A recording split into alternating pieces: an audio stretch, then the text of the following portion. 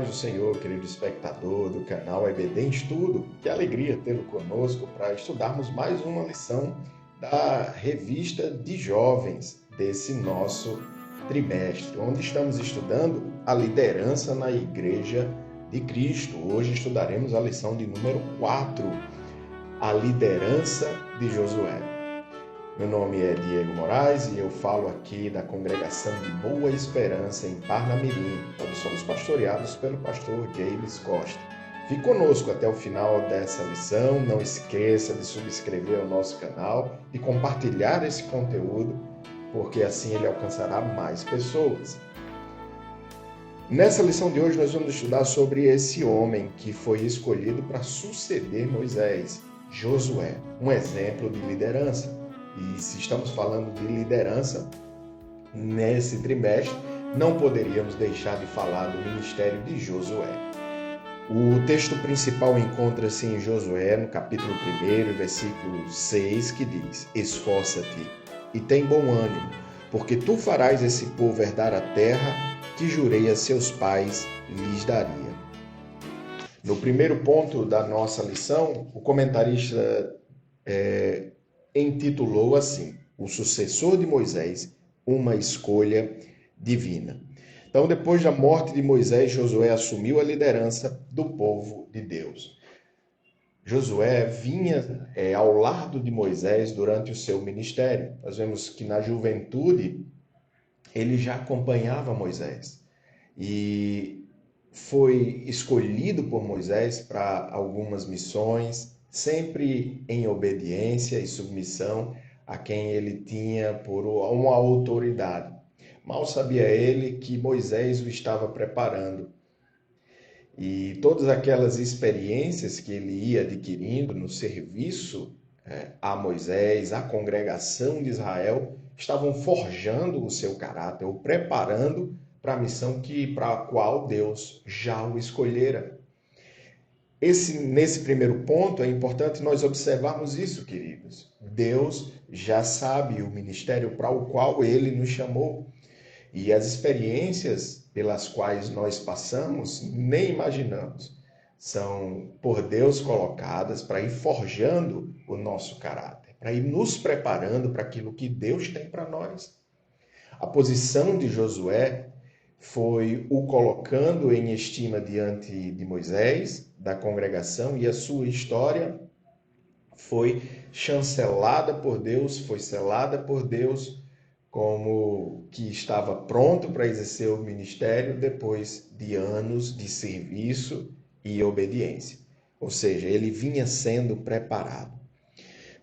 Mas é interessante observar que é Moisés quem pede que o Senhor eleja alguém para estar junto ao povo. E é interessante também isso observarmos que lá em Números 27, 16 e 17 está descrito isso. Veja o que diz: O Senhor Deus dos espíritos de toda a carne ponha um homem sobre esta congregação, que saia diante deles e que entre diante deles, e que os faça sair e que os faça entrar, para que a congregação do Senhor não seja como ovelhas que não têm pastor. Moisés manifesta a sua preocupação em deixar um sucessor, que houvesse a transferência da autoridade que ele tinha para conduzir o povo, fazendo-os entrar, sair, ou seja, isso fala de exercício de autoridade. Ele queria que houvesse essa transferência de autoridade para que o povo fosse conduzido.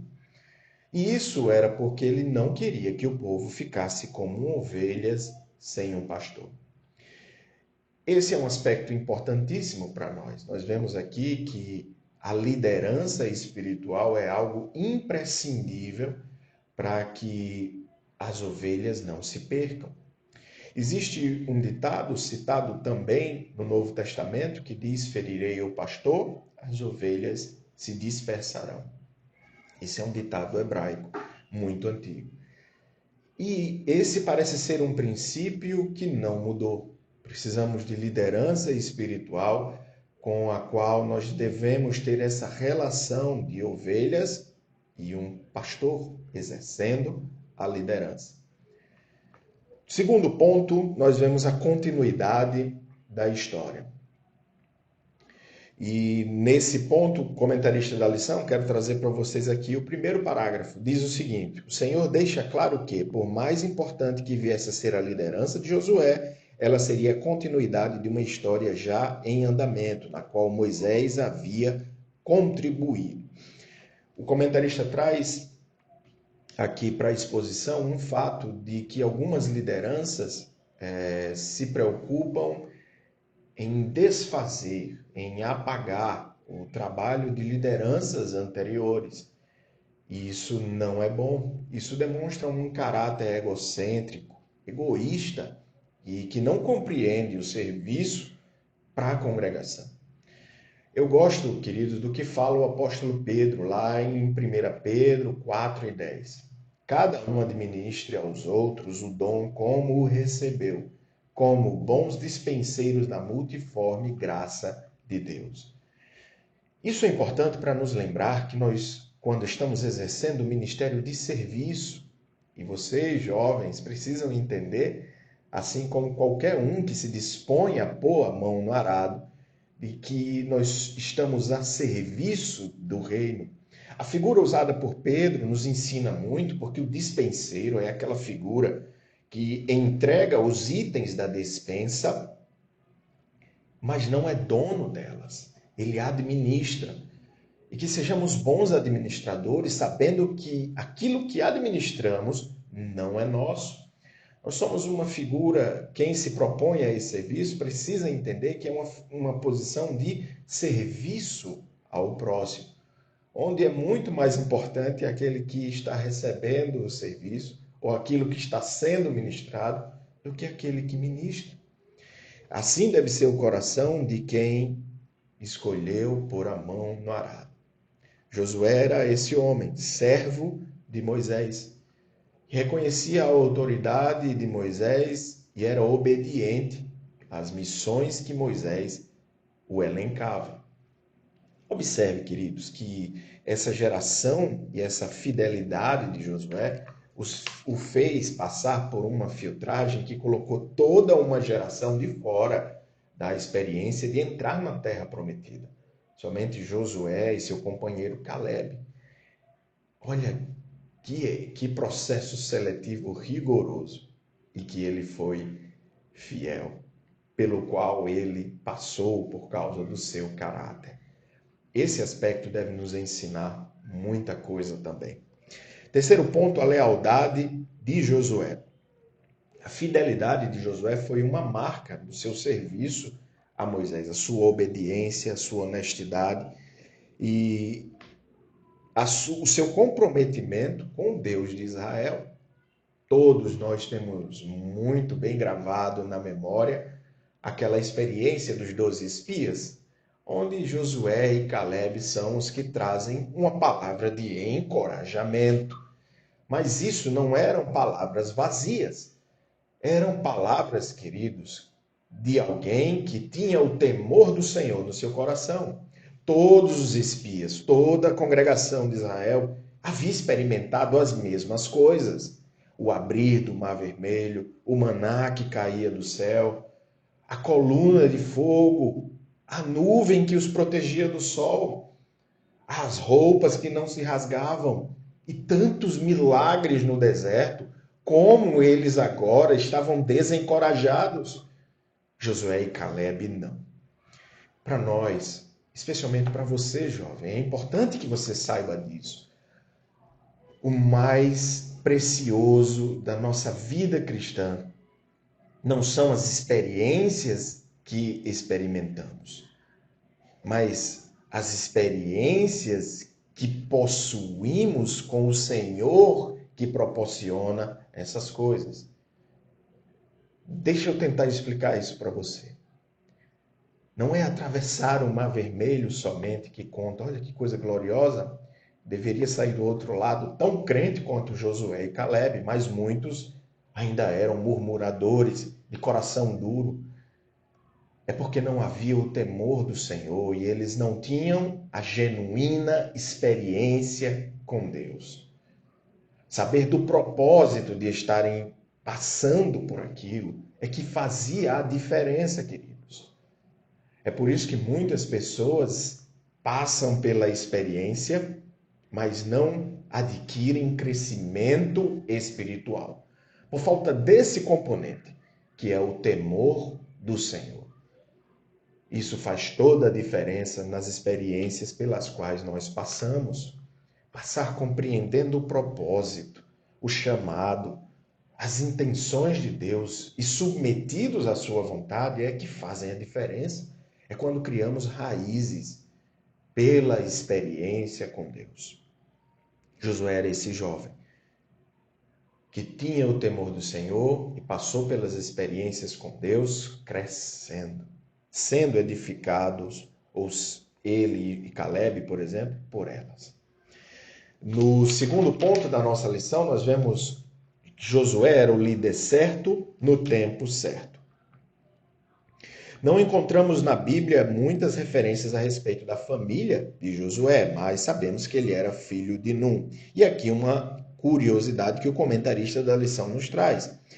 O nome Jehoshua tem a mesma forma no hebraico que o nome de Jesus, que é Jeová é salvação. Mas tem uma curiosidade que não está na lição, que o nome anterior de Moisés era Oséias, de Josué era Oséias, e que ele foi chamado por Moisés de Josué.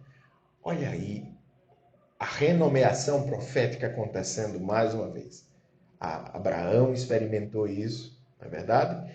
Josué também agora experimenta isso, uma renomeação profética. Seu nome antes era Oséias, como está registrado em Números 13 e 16. Esses são os nomes dos homens que Moisés enviou a espiar aquela terra.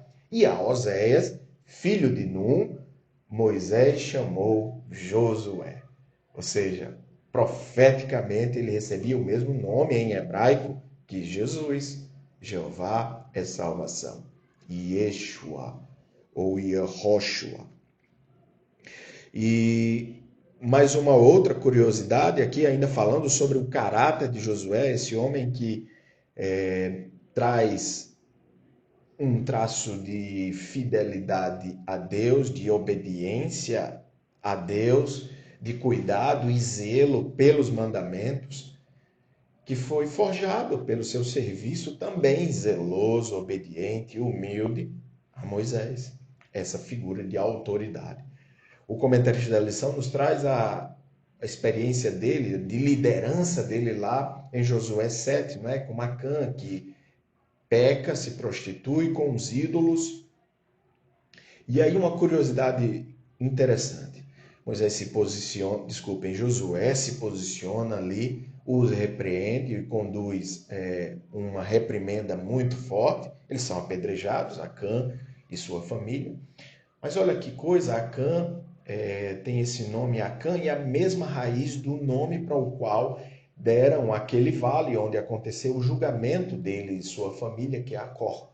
Por causa do que aconteceu ali, onde Josué exerce sua liderança e dá a sentença de morte a Acã e seus familiares por causa do pecado que haviam cometido. Acã tem a mesma raiz de Acor. Não foi por acaso que deram esse nome para esse vale. E Acor significa distúrbio. Olha só, aquele que perturba é o nome Acã e ao vale deram o nome de Acor. Então, se nesse mesmo tópico nós vimos que profeticamente Josué recebe esse nome, né? Jeová é salvação, profeticamente também tinha Acã esse nome. Alguém do distúrbio, que causa distúrbio. E assim nós vemos Josué exercer esse ministério de liderança. Um parêntese aqui, porque muitos jovens podem se perguntar se essa sentença não foi muito dura por causa de um crime espiritual. Queridos, uma coisa que precisa ser colocada em perspectiva é, em primeiro lugar, a justiça de Deus é perfeita. Porque em Israel havia apedrejamento para filhos que não se comportassem bem. Havia apedrejamento para o adultério, para o adúltero e a adúltera. Havia apedrejamento também para os idólatras previsto e por uma série de pecados. Por que havia tanto rigor? Deus é justiça perfeita. Havia sido feita uma aliança com Israel. Uma coisa que você precisa saber é que ninguém era obrigado a permanecer na congregação de Israel. Se sentisse que o fardo daquela lei fosse demais para ele, ele poderia se retirar da congregação. Não existia esse tipo de obrigatoriedade de estar no meio de uma nação santificada por Deus. Você sabia disso? Não havia essa obrigatoriedade, não é a máfia. Está previsto, ou seja, implicitamente, que para quem aquela lei fosse dura demais, de santidade ao Senhor, de sacrifício, poderia sair do meio da congregação. Agora, se escolhesse ficar, deveria ser obediente à lei. Isso é importante, porque às vezes temos essa visão. Quem escolhia ficar deveria saber que isso também trazia a presença de Deus. Ele estaria no meio de uma nação santa, mas isso exigia santidade. Violar, transgredir isso deliberadamente era o que causava essa pena de morte.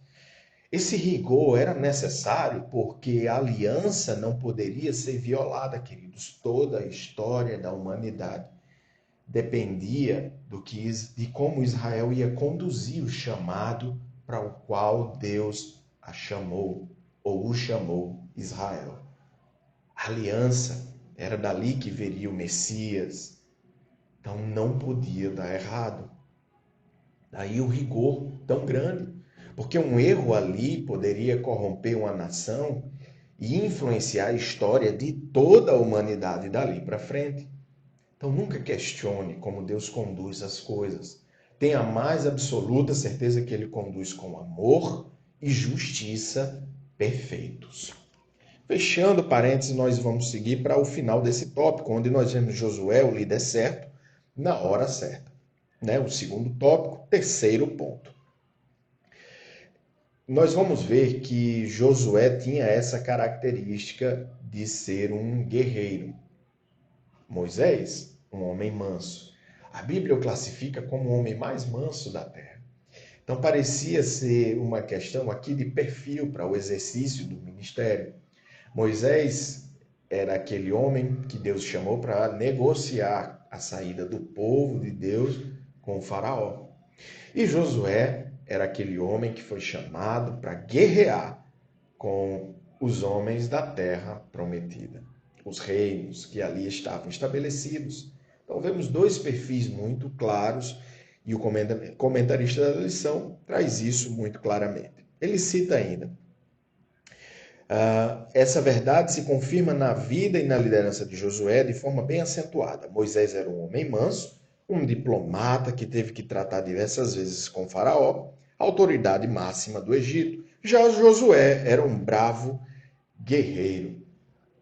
Nós vemos naquele episódio dele se encontrando, com um anjo, e aí ele pergunta: és tu dos nossos ou dos nossos inimigos? E disse ele: não, mas venho agora como príncipe do exército do Senhor. Então Josué se prostrou sobre o seu rosto na terra e o adorou e disse-lhe: que diz meu servo ao seu servo? E aqui ao falar de anjo, eu falo do anjo do Senhor, que certamente se tratava de uma teofania, quando Deus se apresentava de forma corpórea no Antigo Testamento. Então disse o príncipe do exército do Senhor a Josué: descalça os sapatos de teus pés. E aqui nós vemos, queridos, como que Josué experimenta a mesma coisa que Moisés no seu chamado. E algo chama atenção: a mesma demanda de estar descalço na presença de Deus. Moisés, diante da sarça, também foi pedido para ser descalço, que ele tirasse as sandálias dos pés, e a Josué que tirasse os seus sapatos. E isso é interessante para nós, observarmos esse detalhe, esse pedido, porque isso era uma coisa da cultura egípcia. Arqueólogos encontraram tábuas que revelavam que todas as vezes que egípcios eram retratados na frente de divindades, eles estavam descalços. E às vezes era colocado ao seu lado o desenho, a retratação do seu servo segurando as sandálias. Então isso é arqueologicamente muito claro. Era parte da cultura egípcia tirar as sandálias dos pés quando estavam diante da presença de uma divindade. Agora é muito interessante ver Deus fazer isso com Moisés e Josué. Ele não está validando um comportamento pagão, né? Na verdade, ele está falando numa linguagem que o homem era capaz de entender. Nesse caso, Josué e Moisés, que tinham, queridos, apesar de ser israelitas, descendência de Abraão, sua nacionalidade era egípcia. A cultura tinha influência muito forte egípcia. Então, se para eles tirar a sandália era um ato de respeito máximo à presença de uma divindade, Deus exigia deles que assim o fizessem. É interessante refletirmos sobre isso, de como Deus lida com o homem, tendo ou levando em consideração a sua perspectiva, sempre, obviamente, dentro do limite da justiça, do que é correto aos olhos de Deus. Para a gente finalizar o terceiro tópico da nossa lição, nós vamos ver Josué e sua família, um líder que não negligenciou a sua família, mesmo tendo recebido essa tão grande honraria, exercido esse tão importante ministério. Josué não deixou sua família em segundo plano, não a negligenciou. Nós vemos naquele episódio escrito em Josué, no capítulo 5, aquela frase tão emblemática, perdão, Josué 24, quando ele fala: eu e minha casa serviremos ao Senhor, desafiando Israel para que fizesse o mesmo.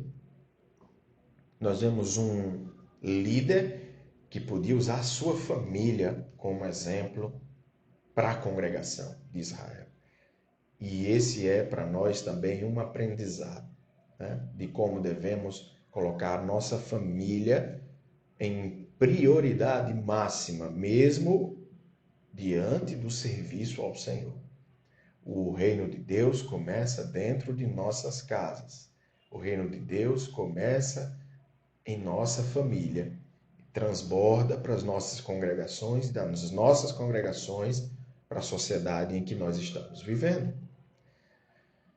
Segundo ponto, Josué e suas imperfeições. Para a gente concluir a lição de hoje, nós vamos ver, e assim como todos os exemplos, queridos, de lideranças na Bíblia, nós vamos ver que são homens que têm as suas imperfeições. Imperfeições de caráter, imperfeições que são inerentes à nossa natureza humana e decaída.